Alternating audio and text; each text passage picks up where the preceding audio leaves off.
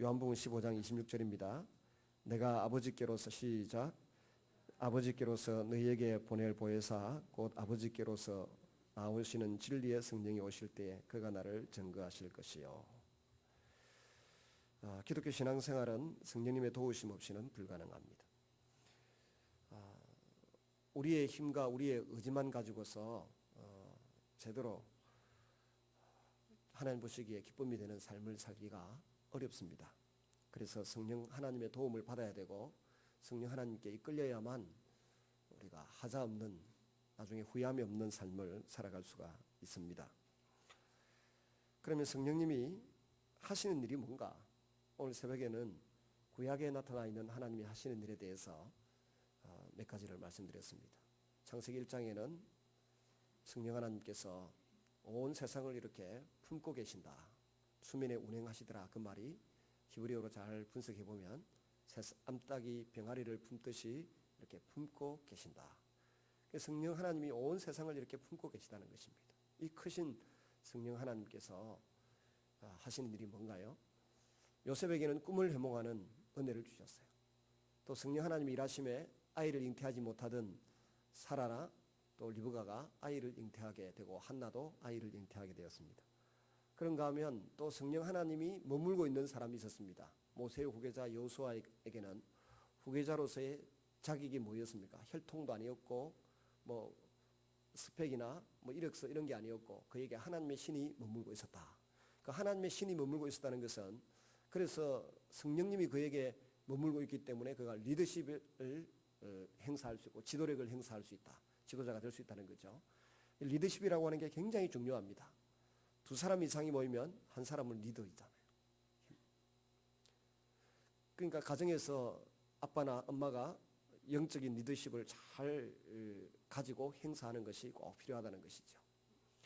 그리고 사사시대의 여러 지도자들도 보면 하나님의 영이 그들에게 머물고 있으므로 그들이 전쟁에 나가서 이기기도 하지만 사사는 재판하는 자인데 분별력을 가지고 백성들을 제대로 재판하고 다스렸다는 겁니다.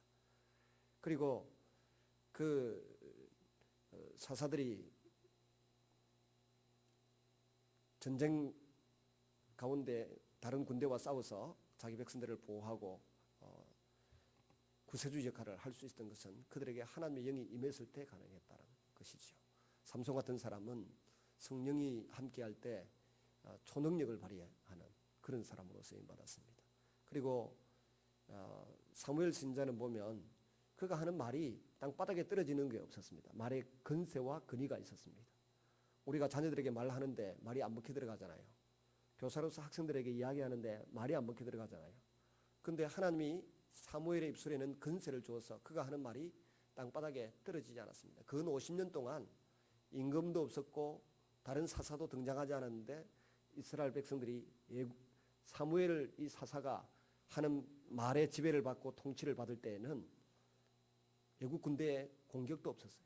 블레셋 대군이 한 번 공격했다가 미스바에서 회개하고 기도함으로 물러갔고 이 한 40-50년 동안은 사무엘 선지자 기간 동안에는 손실이 없었어요.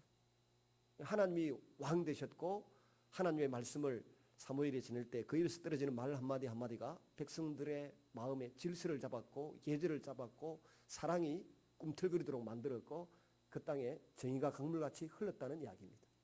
그러니까 가정에서 할아버지나 아버지, 어머니, 할머니의 말이 건세가 있고 근위가 있으면 가정의 질서가 유지되잖아요.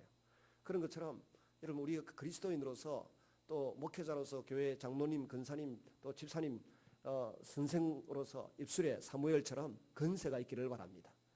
어떻게 될 때? 하나님의 영이 그와 함께 할 때. 그 다음 다윗은 보십시오. 하나님의 영이 함께 할 때 물맷돌 던져도 그 물맷돌이 이마에 꼽힐 만큼 특별한 능력이 임했고요.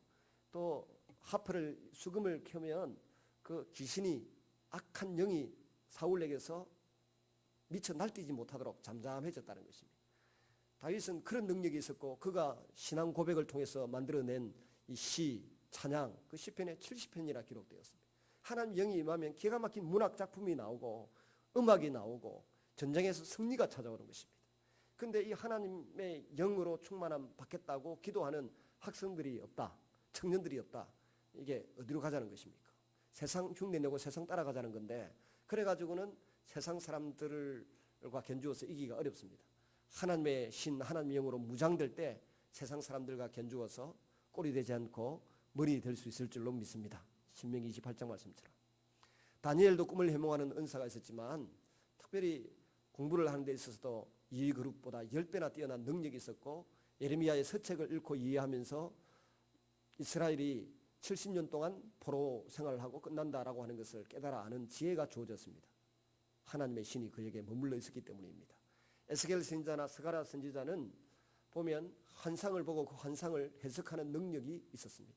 하나님의 영이 함께할 때 말씀을, 환상을 보기도 하고 말씀을 대언하기도 했습니다. 이제 신약 시대로 넘어와서 이렇게 보면 하나님의 지극히 크신 이의 능력이신 성령님이 덮을 때 마리아에게 예수님이 잉태되었습니다. 그리고 성령님이 함께하니까 그들이 엘리사벳이나 이 마리아가 하나님을 찬양하는 이 아름다운 찬양을 들을 수 있었습니다. 우리가 노래만 잘한다고 해서 찬양 잘하는 게 아니지 않습니까? 음정 박자만 정확하고 음성이 좋고 성악 훈련받았다고 해서 다 찬양을 잘하는 건 아닙니다. 찬양은 하나님의 영에 감동받은 사람이 하나님을 높여드릴 때 제대로 된 찬양인 줄로 믿습니다. 우리 그 지휘자가 이야기합니다.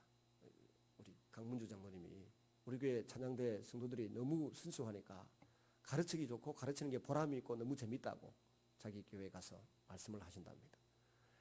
뭘 좀 안다고 해서 고집을 피우거나 자기 주장을 내세우면 누가 지도하기가 참 어렵습니다.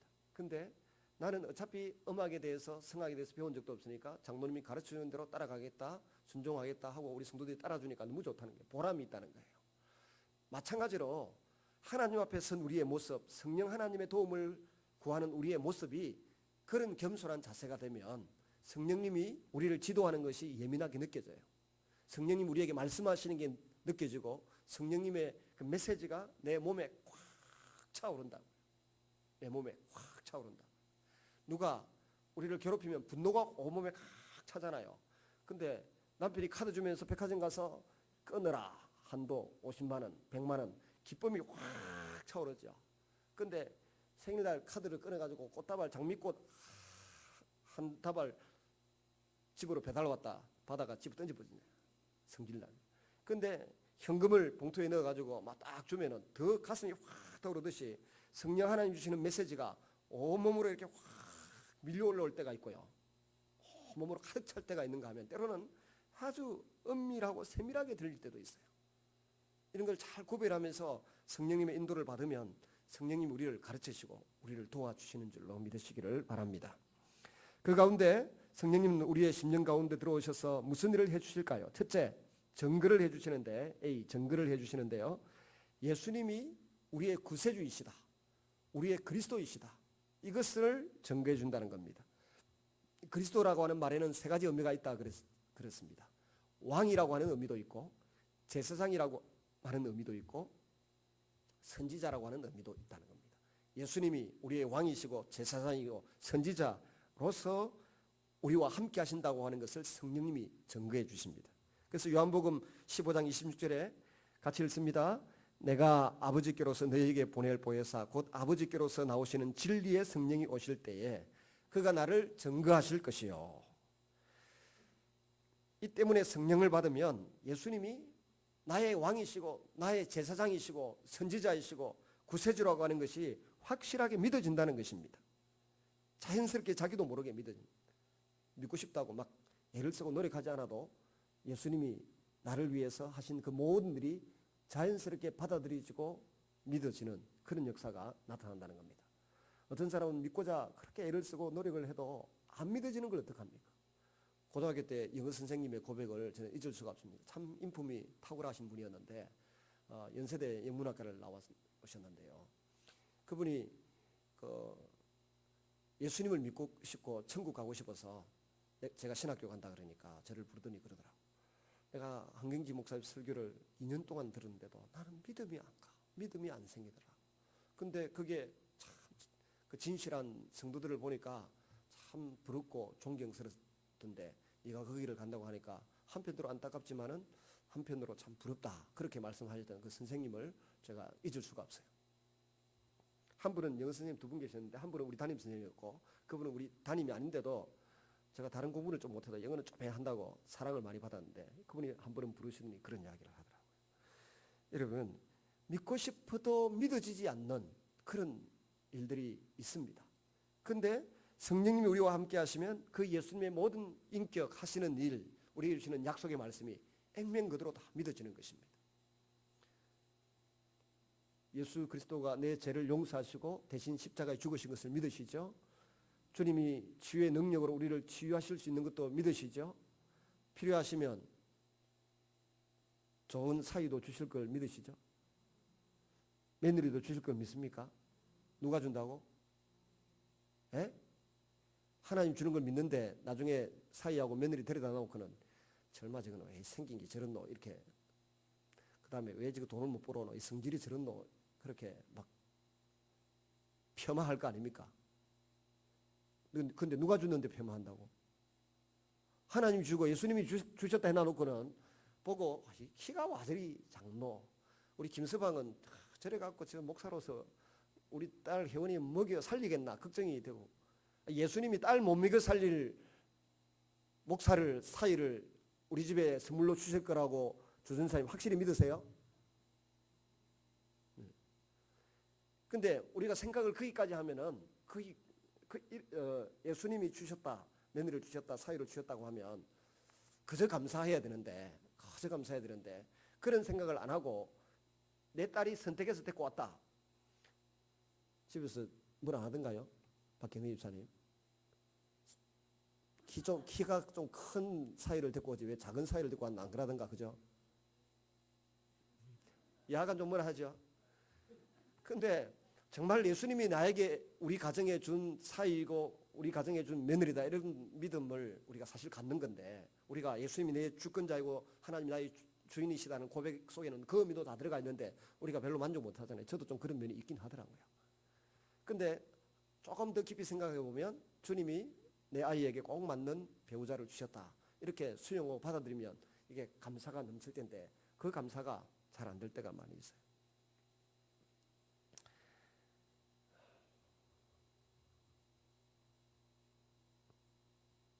자연스럽게 주님이 주시는 모든 것이 믿어져야 되는데 잘 안 믿어지는 일들이 있습니다. 왜 안 믿어집니까? 성령님께 귀를 기울이지 아니하니까. 거지를 탁 보는 순간 천원 주면 하나님께 천원 빌려드리는 거다. 이런 믿음이 탁 생겨야 되는데 바로 안 생기잖아요. 가로막고 있는 우리의 선입견이 있습니다. 우리의 편견, 선입견 있고 우리의 감정이 있기 때문에 저 사람이 나를 해칠지도 모르고 또 지나친 요구를 할지도 모른다. 이런 선입견 때문에 주님께서 주신 말씀보다 그게 먼저 떠올라서 믿음의 고백이 안 되고 자세가 자연스럽게 안 나올 때가 있어요. 그러므로 조용히 기도함으로 털어내야 될 문제, 이 잡념, 선입견 있고 기도할 때 하나님 말씀이 내 마음에 더 크게 부각이 되고 내 마음에 파도처럼 밀려오게 되는 거죠. 그래서 우리가 기도하는 것입니다. 저녁에도 모여서 기도하자 그러고 새벽에도 하자 그러고 기도하는 것이죠. 야간 성령님이 오시면 예수님이 그리스도이심 믿어진다는 것입니다. 왕 되신 그분께서 나의 모든 삶을 주장하시고 이끌어 주신다. 주도권을 쥐고 계시고 축복하신다. 그걸 믿을 수가 있는 것입니다. 그 다음에 우리가 하나님의 자녀인 것을 증거해 주십니다. 로마서 8장 16절 같이 읽습니다. 시작. 성령이 친히 우리 영으로 더불어 우리가 하나님의 자녀인 것을 증거하시나니. 성령이 친히 우리 영으로 더불어 우리가 하나님의 자녀인 것을 증거하신다. 여기 보면 16절에 영이 지금 우리 자신의 영도 있죠. 인간의 영도 있고 거기에 뭐가 있습니까? 거룩한 영이신 성령님이 있어요. 그러니까 우리의 영에 성령님이 들어가서 자리를 잡으신다는 겁니다. 그래서 성령님 우리의 영을 움직이셔서 우리가 하나님의 자녀라고 하는 확신을 나도 모르는 사이에 갖게 되는 것입니다.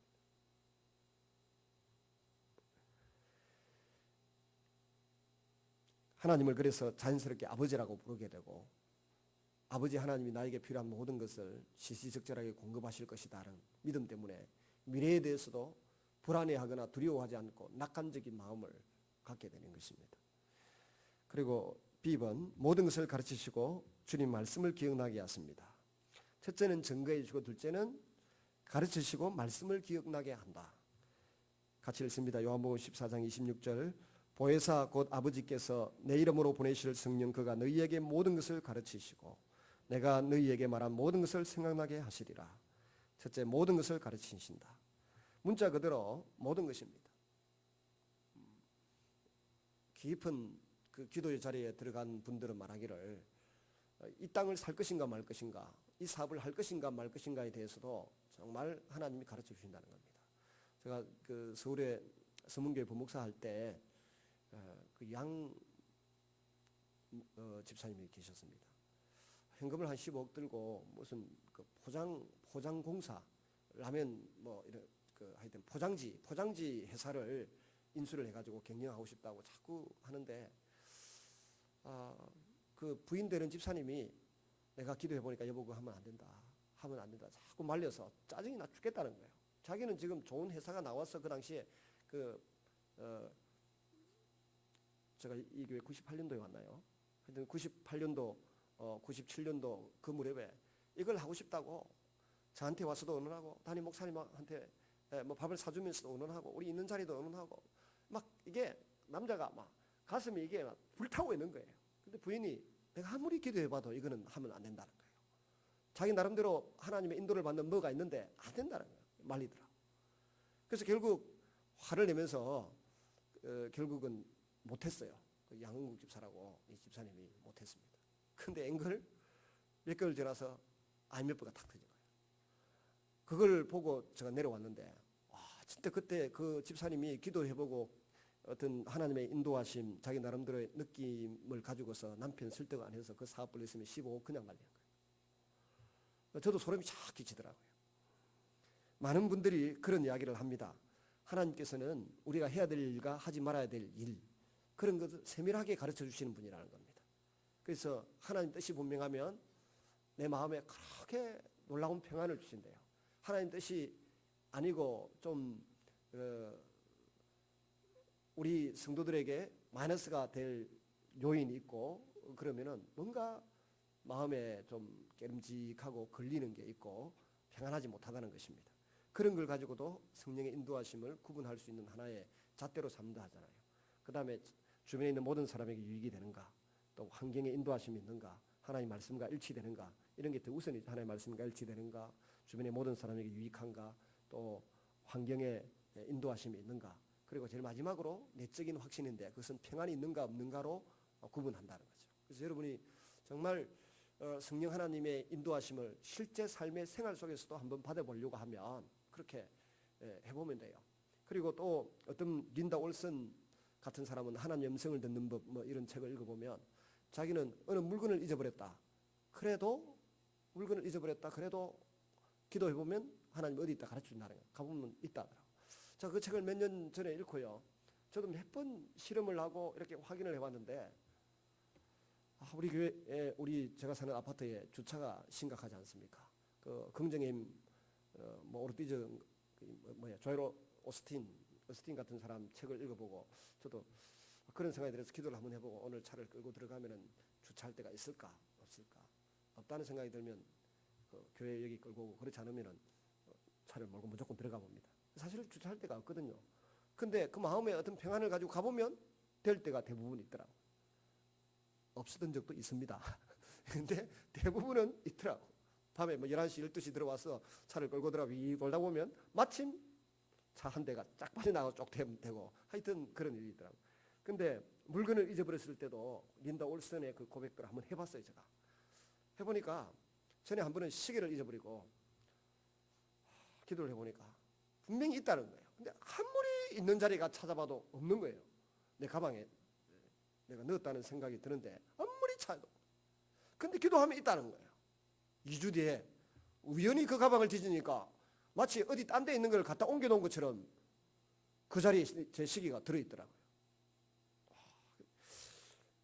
종종 여러분 한번 빈 마음으로 하나님을 테스트하는 게 아니고 내가 정말 성령님의 도움을 실제적으로 여러분이 다 50대 넘은 사람들은 다 지금 맛이 좀 가가지고 기능의 이 30%가 날아가 버렸잖아요. 벌써 건망증이 심해가 금방 놓고 시계 오른쪽 시계 저는 차고 하루 종일 시계 없다고 집사람 보고 시계 찾나라 나중에 보니까 시계가 요 밑으로 흘러내려온 데요 있더라고. 그건 30대 군목 시절에 그랬다고요. 근데 지금은 뭐 잊어버리는 게 다반사잖아요. 오늘 오후에도 나오는데 안경은 저 입구에다 벗어나 놓고 화장실 가서 세수하고 옷 갈아입고 나오면서 안경 없다고 한참 헤매고 있으니까 저 있대요. 근데 그럴 때 조용히 기도를 해보면 하나님의 인도하심을 가운데서 이 평안을 하나님 주셔요. 그러면 잊어버리지 않았다 이 생각하고 나중에 보면 어디 다 나오더라고요. 실제 삶에서도 여러분, 저는 그 린다 올슨의 하나님 음성을 듣는 기도인가 뭐 법인가 하는 그 책을 읽고 난 이후에 실제 삶에서 굉장히 많이 활용하고 도움이 됐어요. 잃어버렸다고 생각하면 굉장히 기분 나쁘잖아요. 비싼 건데 또 용인한 건데. 근데 기도를 해보면 있다 이 생각이 들고 나면 일단 평안해요. 그 평안하게 좀 지내다 보면 다 찾아내더라고. 선글라스도 찾아내고 시계도 찾아내고 뭐 책도 어디서 다 찾아내고 다 찾아내더라고. 조금 지나고 나면. 그러니까 그 성령 하나님과의 교제 속에서 그런 걸 확인을 해보니까 있더라고. 또 어떤 그 아이들 교육시키는 문제에 있어서도 그 물질의 문제가 생길 때 저는 이런 생각을 합니다. 내가 하나님의 자녀이고 하나님 일한다고 하는데 내 자식도 하나님 일하도록 교육시키고 하나님 뜻대로 살도록 교육시키는데 지한테 비전이 있고 꿈이 있고 자질이 있으면 필요한 교육비도 하나님이 주실 거다. 이 믿음이 있어요. 그래서 제 아내 표현에 하면 진짜 아무것도 없는 사람이 뭔 계산을 가지고 무조건 해라 아이들 말하면 무조건 해라 저는 그러거든요. 무조건 해라. 처음에는 친구 이야기 듣고 했어요. 부산에 있는 제 친구 제 목사가 아이들 결혼할 때까지 3천만 원 빚지 각오하고 그냥 공부시킨다 그러더라고. 나중에 뒤에 하는 말이 3천만 원 빚질 줄 알았더니 5천만 원 빚졌다 그래. 아직도 그 빚지고 아이가 돈 벌어서 갚으라 해놔놓고는 그냥 배짱으로 가더라고. 그래서 그걸 이야기를 딱 듣고 나니까 맞다 그러면 되겠네. 빚내가 공부시키나 놓고 다음에 지가 벌어서 갚으라 하면 된다 하고 밀어붙였는데 아직 아마 빚이 없을걸요. 조금인지 몰라도 별로 없을 겁니다. 그러니까 왜냐하면 내가 하나님의 자식이고 내 아이도 하나님의 자녀이고 하나님 뜻대로 살려고 그러고 하나님 뜻대로 순종하려고 하는데 필요한 공부이고 필요한 학비면 하나님이 주실 줄로 믿습니다. 그래 나놓고도 아들 어디 어학연수 간다 하면 돈 없다 그러고 막 잔소리하고 뭐라 하지 마시고 믿음으로 한번 해보시기를 바랍니다. 근데 그런 부분에 있어서 처음에는 그 친구가 나는 이만큼 빚을 각오하고 공부시킨다는 말에 힘을 얻었는데 지금은 그런 차원이 아니에요. 그냥 하나님 앞에 기도를 해보고 이건 하면 되겠다 싶으면 그냥 하면 제가 집에서 그 문제로 요즘은 아내한테 혼이 많이 나지 다른 일로는 별로 혼이 안 납니다. 설교 좀 길다고 잔소리를 좀 하긴 하지만 야간 성령 하나님과의 관계 속에서 여러분의 모든 문제를 한번 의논해보고 마음의 평안을 잃지 않고 사는 그런 그리스도인이 되시기를 바랍니다. 모든 것을 가르치시고 또 예수님이 모든 것 되심을 가르친다. 제가 자녀 교육 문제 설명할 때 드렸던 것이 적용입니다. 예수님이 우리의 모든 것이고 우리 아이의 모든 것이고 우리 가정의 모든 것이고 우리 교회의 모든 것인데 모든 것이 주님의 소유인데 뭐 걱정할 게 뭐 있냐. 시편 50편에 보면 하나님이 다 아신다 그랬어요. 산의 새도 뭐 들의 짐승도 뭐 어족 자원도 육축도 다 하나님이 아신 바 되어서 너희들에게 내가 뭐 받아내려고 안 한다. 다 내 거고 내가 아는 것들인데 너희들한테 내가 뭘 받아내겠냐. 손해볼 거라고 생각도 하지 마라. 그렇게 말씀하십니다. 오히려 하나님 자신의 것을 자기 자녀가 꼭 필요하다 싶으면 그때 공급하시는 그 하나님의 은혜를 기억하시기를 바랍니다. 주님 말씀을 생각나게 하십니다. 아는 것과 기억하는 것은 다르다. 아는 것에는 행동이 따르지 않는다. 아는 것만 가지고 안 된다는 겁니다. 기억하면 행동하는 동기부여가 좀 더 강하다는 표현이 되겠습니다. 성령은 성경이 살아있는 하나님의 말씀으로 들리게 해 주십니다. 제가 늘 쓰는 표현인데 부모님이 좀 우리를 힘들게 하고 우리에게 많은 것을 기대할 때 참 마음이 힘이 들죠. 나는 경제적인 여유가 풍족하지 않고 시간에도 여유가 없는데 그런 생각이 들 때 내 부모를 공경하라. 그리하면 내가 땅에 살두고 장수하리라. 그런 말씀이 저는 자꾸 떠오르더라고요. 그래서 좀 힘들어도 가려고 했는데 두 분 다 세상을 떠나시고 나니까 정말 더 자주 좀 가볼 수 있었는데 하는 그 후에 아쉬움이 정말 엄청나게 크게 많이 밀려옵니다. 그래서 자주 부모님을 찾아뵙고, 부모님들 우리에게 기대하는 건 얼굴 쳐다보는 거예요. 얼굴만 쳐다보면 행복하고 뿌듯한데 우리는 뭘 가지고 가야만 부모님에게 효도할 수 있다는 생각이 드니까 가지고 가야 될 것이 부담스러워서 자주 찾아뵙지 못한 형편이 있습니다. 근데 성경 말씀을 따라 부모 공경이 뭘까? 자주 얼굴 보여주는 거예요. 자주 찾아뵙고 할 때 하나님께서 우리에게 부모님이 주지 않아도 하나님이 다른 것으로도 분명히 우리의 마음의 평안과 육신의 건강과 필요한 물질로 공급하시고 채워주실 줄로 믿습니다. 저 강윤혜 집사님 같으면 아이들 데리고 제주도 저 남편하고 몇 명입니까? 하도 많아가지고 3명입니까? 아이가 3명인데 뭐 비행기 타고 제주도 한번 가면은 왕복 100만 원이래. 100만 원. 비행기를 타고 가려고 하는지 몰라. 녹도항에 가가지고 배 타고 가면은 그 왕복 20만 원이면 내 식구 아마 다 갔다 올 거니까 자주 찾아뵈시기를 바랍니다. 주일은 빼먹지 말고.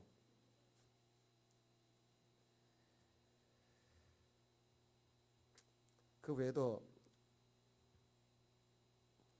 우리가 거지를 바라본다든지 어려운 사람들을 이렇게 볼 때 겁도 나고 냄새 날 것 같기도 하고 과도하게 요구할 것 같기도 하고 그래서 피하려고만 하는데 피할 것이 아니라 잠언서에 있는 말씀이 떠오르죠. 저 같으면 저도 짜증은 나요. 짜증 나는데 가난한 자를 불쌍히 여기는 것은 하나님께 구워드리는 것이다. 그런 말씀이 탁 떠올라서 열심히 해보려고 애를 쓰고 좀 더 형편이 어려워도 도와줘 보려고 애를 쓰고 다른 사람의 도움의 요청을 거절하지 않으려고 노력을 종종 해본답니다.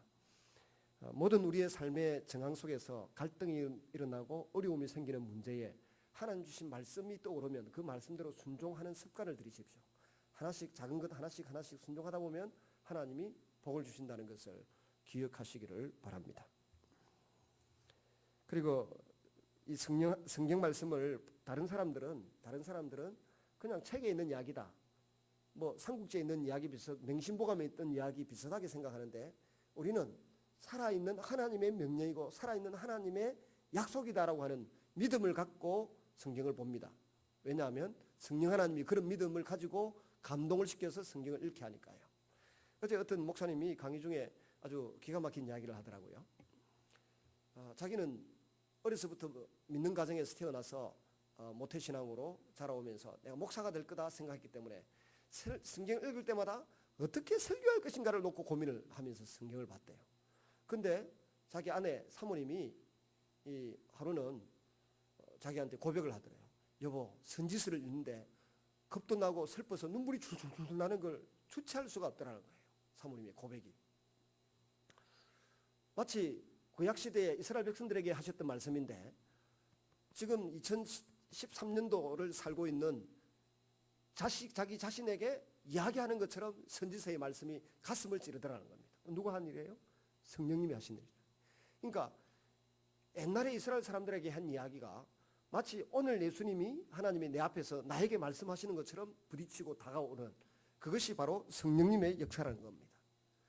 저는 모든 말씀이 그렇게 다가오기를 바라고 기도하고 은혜를 받고 설교를 하면 성도들이 은혜를 받는데 그런 경험이 없이 그냥 좋은 말씀이다 소개하려고 할 때는 별로 성도들 마음에 이렇게 꽂히지 않는 것을 보게 됩니다. 아무쪼록 성령 하나님이 모든 성경 말씀을 여러분에게 살아있는 말씀으로 전달되는 역사가 있도록 기도하시기를 바랍니다. 세 번째는 책망을 해주시는데 요한복음 16장 8절입니다. 그가 와서 죄에 대하여 의에 대하여 세상의 심판에 대하여 세상을 책망하시리라.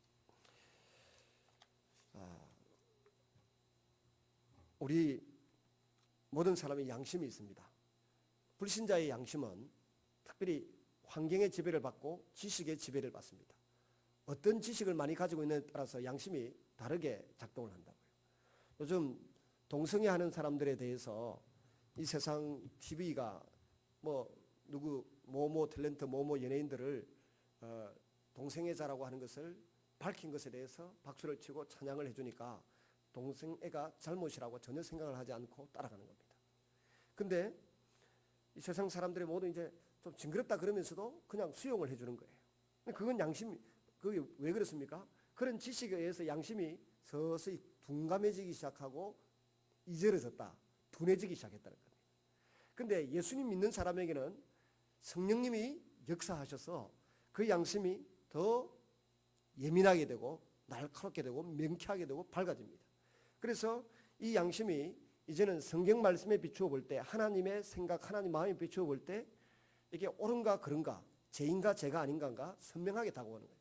과거에는 알지 못하고 죄를 지었는데 지금은 알지 못하고 짓는 죄가 있으려고 하면 성령님이 뭔가 마음에 이게 그리낌이 되도록 감동을 주신다는 것입니다. 그래서 성령님께서 우리의 양심을 새롭게 해서 새로운 양심으로, 중생한 자의 양심으로 하나님 말씀을 이해하게 만들어 주시기 때문에 죄에 대해서, 동성애에 대해서도 분명하게 깨닫고 알게 만들어 주시는 것입니다.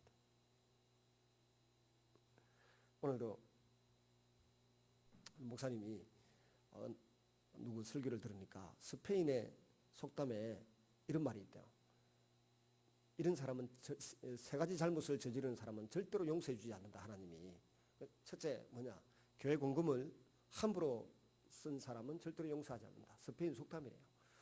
두 번째는 기업을 해가지고 돈을 못 버는 사람도 용서해 주지 않는다. 기업을 하면 열심히 노력해야 돈을 벌어야 된다는 겁니다. 세 번째는 성도들에게 상처를 주는 사람도 절대로 용서하지 않는다. 뭐 그런 말씀을 하셨대요.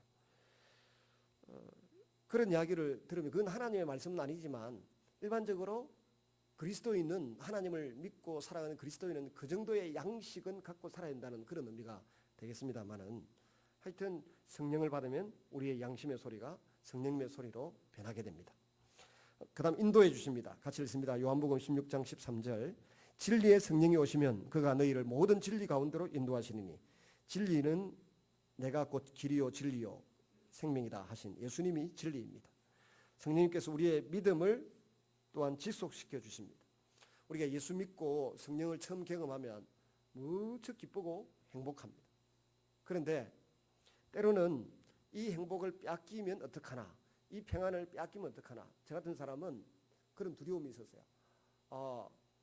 하나님이 내게 주신 이 은사가 어느 날 갑자기 사라져버리면 어떡하나, 이런 두려움이 있었어요. 근데 하나님이 주신 부르심과 은사는 결코 후회함이 없느니라, 로마서에 있는 말씀이 있어도 두렵더라.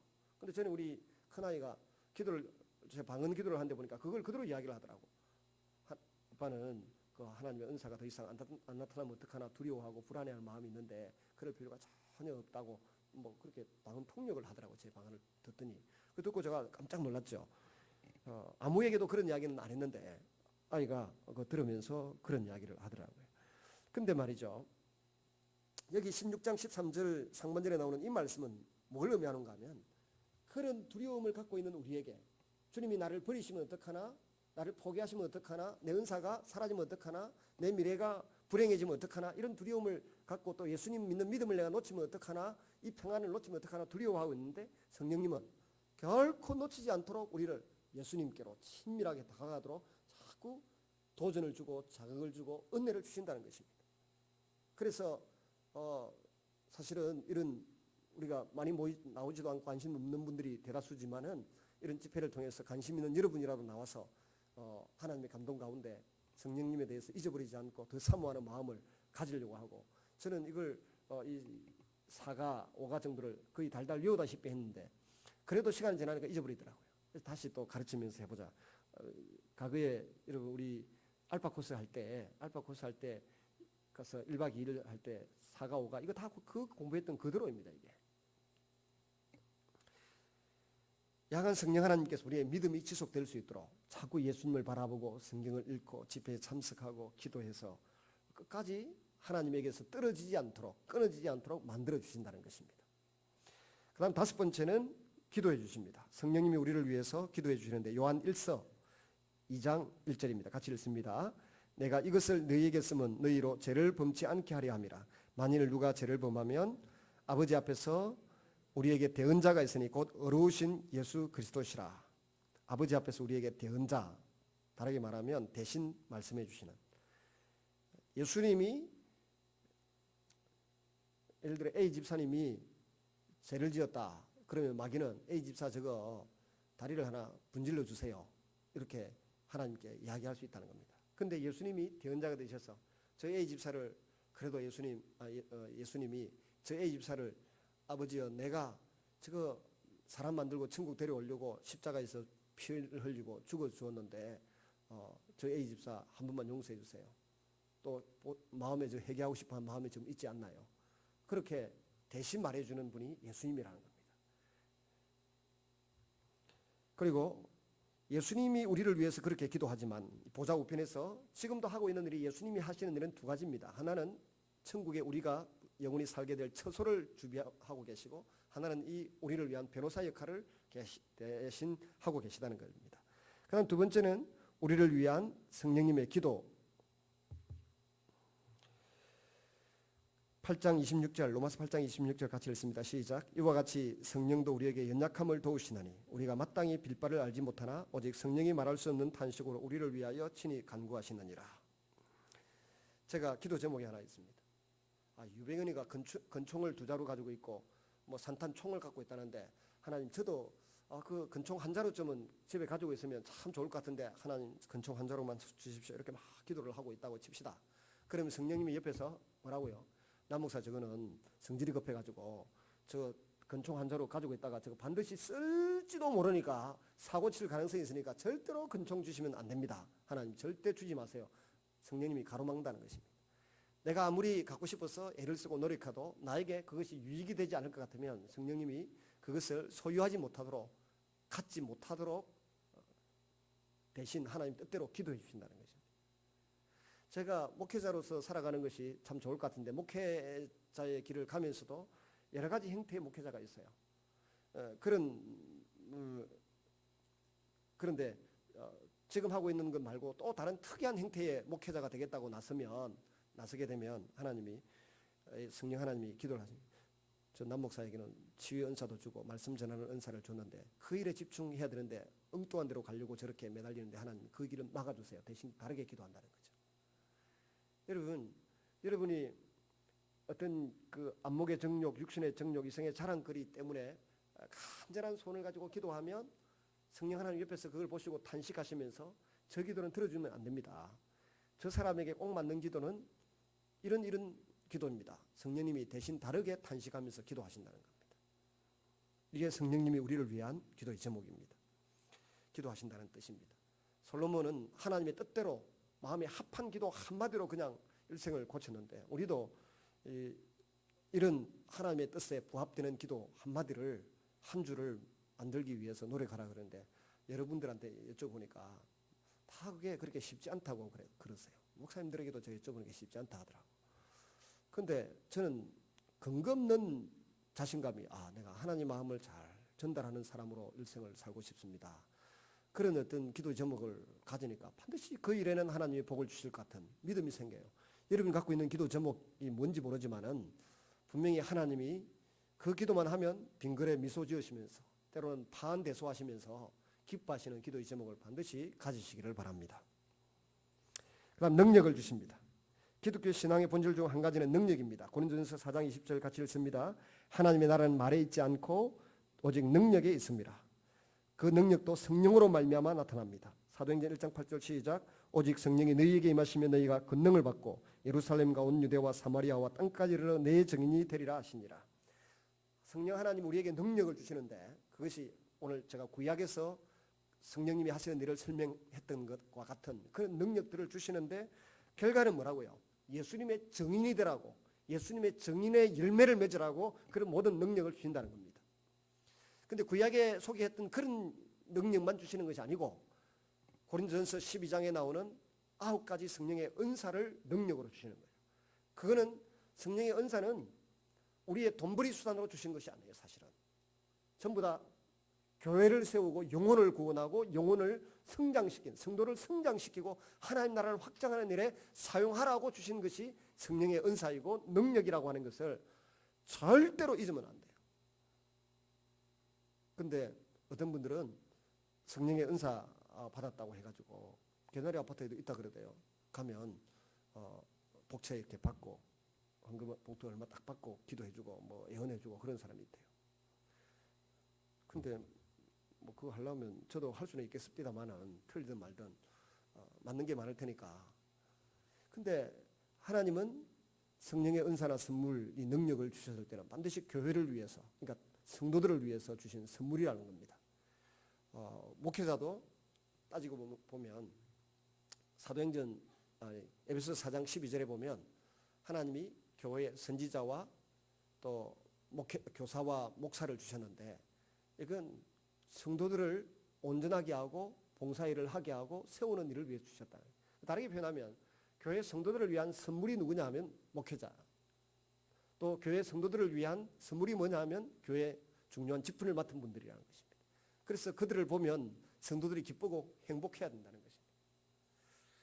제가 이런 말씀을 드리면서도 성도들이 나를 보면서 행복해할까, 기분 나빠할까, 짜증을 낼까 걱정이 좀 되긴 합니다. 그러나 할 수 있는 대로 우리가 교회에 선물이 되어서 다른 분들에게 기쁨이 되고 다른 사람들이 가슴이 뛰게 하고 행복해지는 그런 성도들이 될 수 있기를 바랍니다. 결론적으로 첫 번째 결론하고 똑같은데요. 일가 성령님을 정말 사모하시기를 바랍니다. 성령님을 사모해서 성령으로 충만하면 결코 손해보는 것이 아무것도 없다는 겁니다. 그런데 이 손해보지 않는 성령님과 친밀하게 지내기 위해서 우리가 노력하는 것은 정말 게을리하잖아요. 때로는 내 영을 좀 예민하게 가다듬기 위해서 고기 먹는 걸 좀 줄이고 다니엘 금식기도 같은 거, 이 채식만 위주로 생활 좀 해보고요. 아예 굶으라는 게 아니고요. 그 육성을 아주 발달시키는 그런 음식이 있고 내 정신과 영을 맑게 하는 그런 음식이 있대요. 그래서 레위기서에 보면 먹지 말라고 하는 것은 우리의 육신적인 부분에 있어서는 도움이 될 수도 있는데 일시적으로 우리의 영성 생활에는 별 도움이 안 되는 것들이에요. 그래서 개고기 먹으면은 그 개소리 한다 그러고 돼지고기 먹으면은 혈기를 자주 낸다는 이야기를 하거든요.